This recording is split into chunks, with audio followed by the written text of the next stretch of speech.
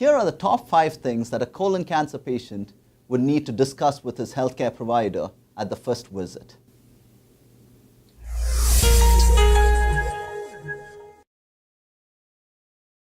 It is extremely important for a patient who is newly diagnosed with colon cancer to have several of these questions answered. I break down these questions into 5 big components.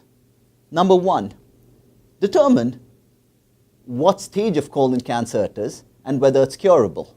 Why is this important? The different stages of colon cancer ranging from 1 to 4, and not all of them are curable, and hence knowing that is an important part of it. Number 2, knowing what chemotherapies are used and the side effects of these chemotherapies are important. Again, why is this important? That is because if you're going for a curative intent, dealing with toxicities becomes more palatable for the patient, saying it's a short-term goal. If you're dealing with stage 4 colon cancer, wherein you're dealing with the risks and benefits and the longevity of life to the quality of life, the toxicities tend to be more important in the context of this because the quality of life is equally important. Number 3, ask your doctor if there are any appropriate clinical trials. And why is this question important? Previously, there was this misconception that clinical trials meant that we had exhausted all options. And this is absolutely incorrect. The reason being, clinical trials, and appropriately chosen ones, are very effective, and that is how we've had these standard of cares established that we are using in our day-to-day practice to treat colon cancers and other cancers. Hence, having an appropriate clinical trial to see if you're eligible for that is extremely important. You can always use standard options at a later point, and hence this is a question that needs to be addressed. Number 4, ask your doctor if there is a nutritionist that's an integral part of your cancer treatment team. Why is this important?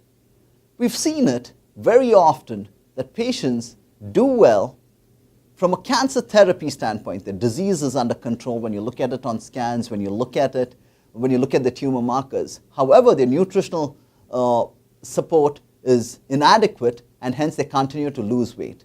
When you lose weight, your tolerance to chemotherapy decreases, and then you go down the spiral. Hence, it's very important for a patient to actually have a nutritionist to be a part of his or her team.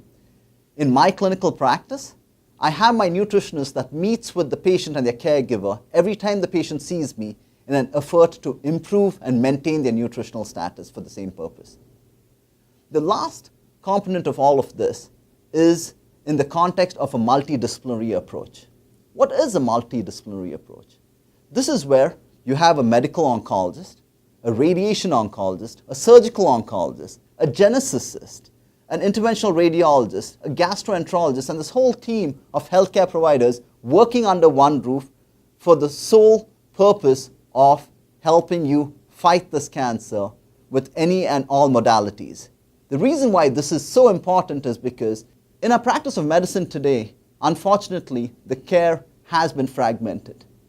And hence, the right hand does not know what the left hand is doing. Hence, working with a multidisciplinary approach with all of these healthcare providers under one roof and having that care is very important to getting the best quality of care.